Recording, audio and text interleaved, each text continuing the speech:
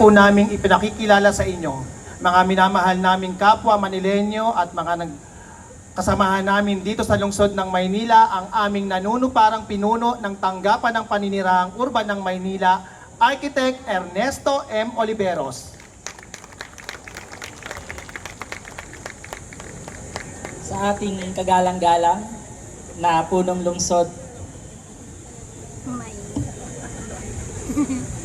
sa ating kagalang-galang na punong lungsod, Mayor Francisco Isko Moreno Domagoso at Vice Alcalde Angela Ley Chiachenza, mga minamahal nating mga konsihal, mga department heads, mga kapwa ko kawani at lingkod bayan ng pamahalang lungsod ng Maynila, isang magandang umaga po sa ating lahat. Sa araw na ito, buong pagmamalaki nating masasabi na ang ating tanggapan, ang Manila Urban Settlements Office, ay patuloy na nagiging instrumento ng tunay na pagbabago para sa mga pamilyang Manileño mula sa pamumuno ng ating butihing alkalde, Yorme Isko.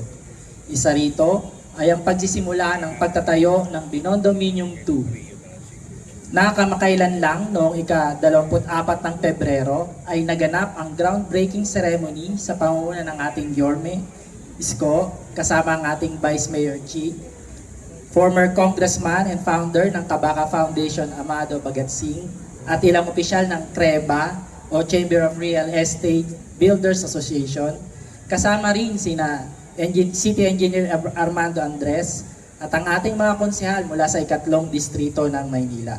Hindi lamang ito pasimula ng pagtatayo ng isang panibagong gusali, kundi ito ay bahagi ng patuloy na pagtugon ng ating alkalde sa programa ng pabahay na isa sa Minimum Basic Needs o MBN para sa mga mamamayan ng lungsod ng Maynila. Naging mas makahulugan din ang nagdaang buwan ng Marso dahil noong ika-18 ng Marso, isinagawa naman natin ang Grand Raffle Draw at bumunot ng 100 masuswerteng mga Manileño ang ating Mayor at Vice Mayor para maging beneficiaries ng ating in-city vertical housing projects. Tig 25 para sa San Sebastian Residences at Pedro Hill Residences at 50 naman para sa San Lazaro Residences.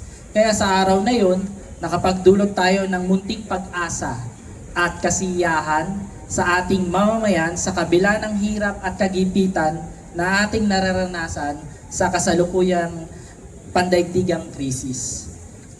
Noong namang ika-24 ng Marso at ika-23 ng Abril, isinagawa naman natin ang turnover at awarding ceremonies ng mga housing units sa mga kwalipikadong kawani ng Manila Health Department.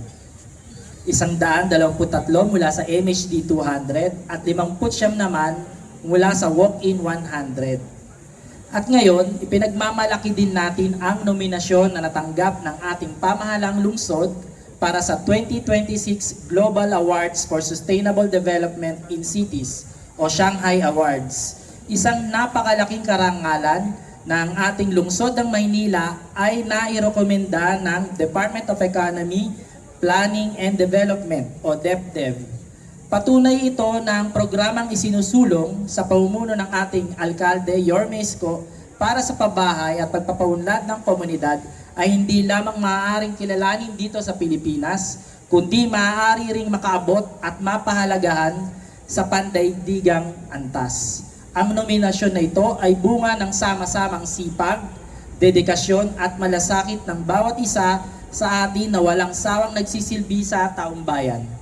Lubos na pasasalamat natin sa Office of the Chief of Staff, Office of the Secretary to the Mayor, Office of the City Administrator, City Planning Development Office, Manila Public Information Office, Department of Tourism, Culture and the Arts of Manila, Department of Engineering and Public Works at ang Manila Department of Social Welfare.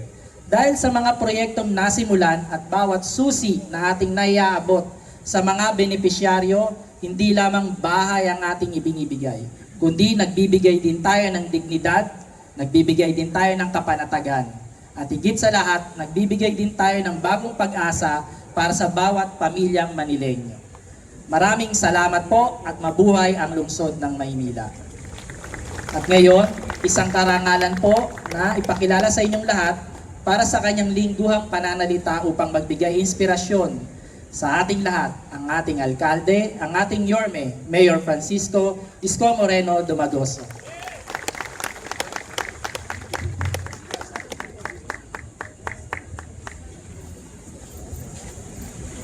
Hi, Jess. Wala pa rin. Oy, maraming salamat, Architect. Palakpakan natin ang uso.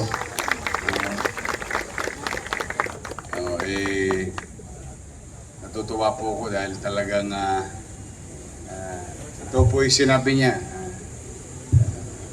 Maraming international award-giving body mas nire-recognize yung effort natin dito. Thank you very much. Keep it up. Palakpakan natin ang uso. Hi! Good morning! Iyan, parang masaya-masaya ka. Si Gusiel Ian, habang tumatagal, dumidiretso pa. Isa na lang ang matigas kay Ian ngayon. Yung tungkod. Ay nais ko pong batiin ang ating kapwa lingkod bayan sa national government na bumisita dito. Dr. Janet S. Padua, Regional Director, Parole and Probation Administration, National Capital Region. Sino gusto ng parole? Sa Pasko pa yun. Iyan. Meron kang gustong palayain. Palayain mo na sila sa puso mo. At kasama rin niya si Mr. Joseph P. Hernale. Sir, OIC Assistant Regional Director, Parole, Probation and Administration National. Sila po ay bahagi ng DOJ. Nandito rin ang ating District Director, General Santiago, at 10 ng kanyang kapulisyan na bukas ay meron tayong konting good news sa kanila. Sa lahat ng nasa inyo, dumating na rin yung ibang gamit natin para patuloy na maging maliwalas ang ating lungsod. Hindi lang tayo magpapabaya sa ating mga empleyado na nangangailangan ng mga ekwipo para mas maging mainam ang kanilang pagtugon sa mga hamon sa ating kapaligiran o pamayanan sa lungsod ng Maynila. As you can see, there is about 14 units Isuzu dump trucks from to be delivered to PDO and other agencies, and 1 unit of Isuzu water tanker. Ito yung magagamit natin sa ating mga manggagawa. Now, kamusta kayo? Bago sweldo kayo nung Biyernes, ano? 14. Nung 14, di ba? O kasi walang akisi ata yung Biyernes, no? O, kamusta naman?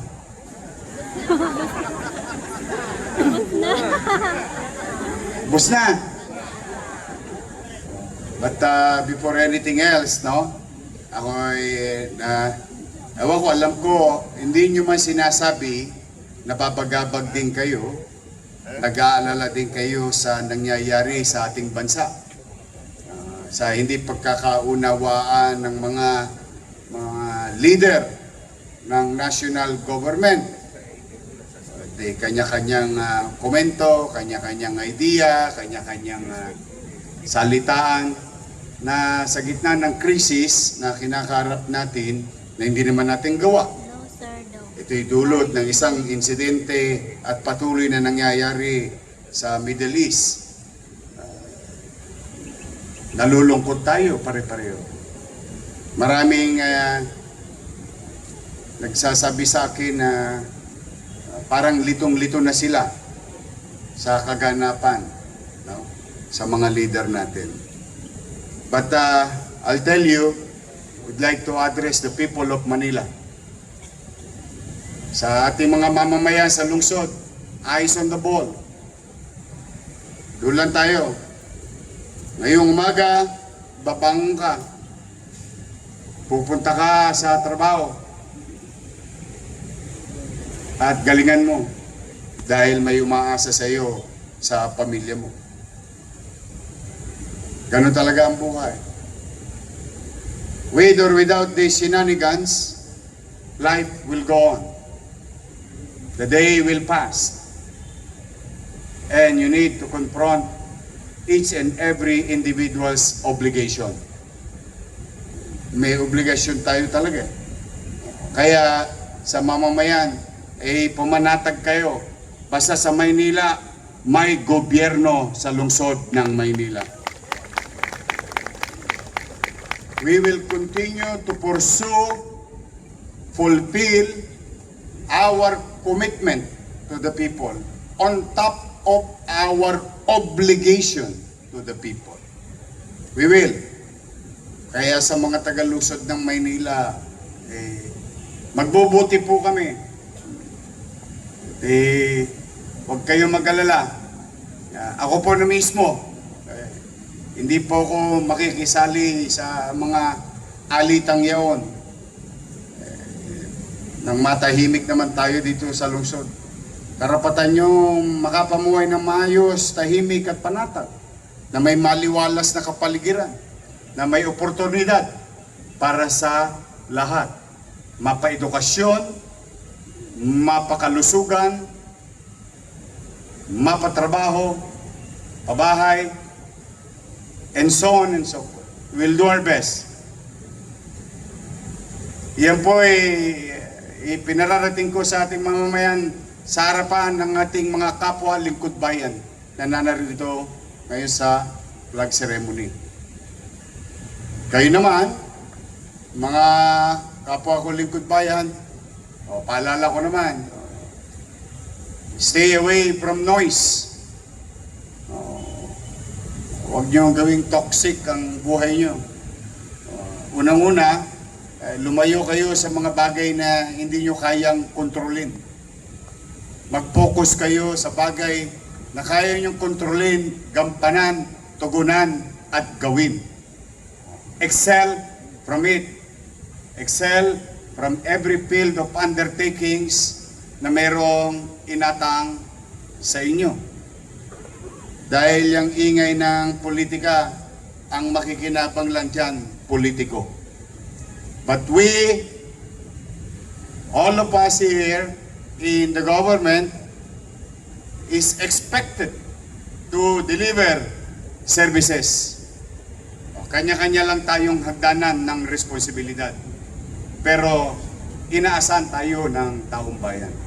Kaya let's continue to focus on delivering services to our people. Ikaw, Jonathan, di ba? Ilang bata ang nabuhay last week. Through your effort. Ayan, si Treasurer. Si Paul, yan. Jet. Budget. Ilang bata nabuhay.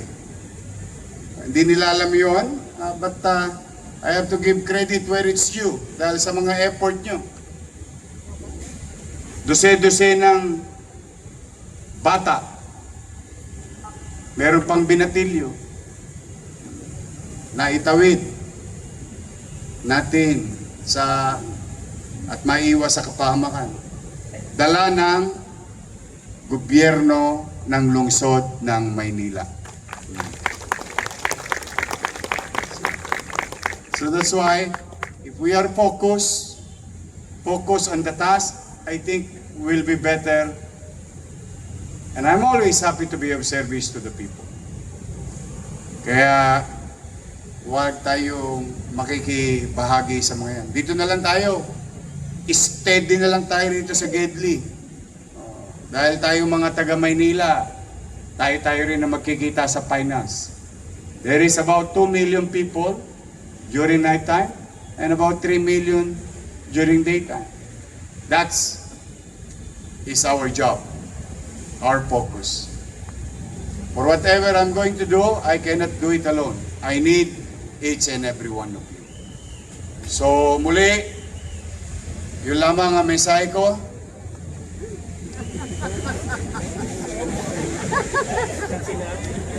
Ha?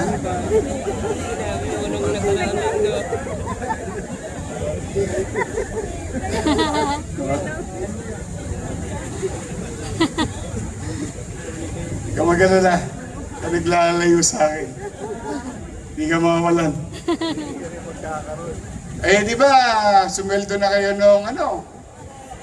Nung 14. Oh. As I have promised and committed. And maybe in the future, I may fail. No? But for now, as I have committed, what is due to you will be given to you. You don't need to ask for it. So today is the first day that is allowed. Kasi gusto ko nga sana, last week pa to eh. Eh sabi ni Paul, boss, bawal. Bawal lang mas maaga sa Akisi. O pwede, dapat pagkatapos ng Akinsi.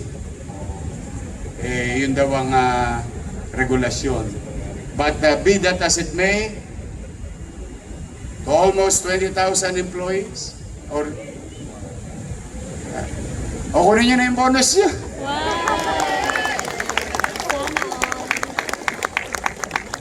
Last Thursday, I signed the release of almost 350 million for your mid-year bonus. Mamayang alas 12. Pwede nyo na tirahin. I-check nyo na. Ha? Nasa inyo. Ingatan nyo yan. You deserve it, but you have to save it. Ha? Save some for the rainy days. Happy mid-year bonus.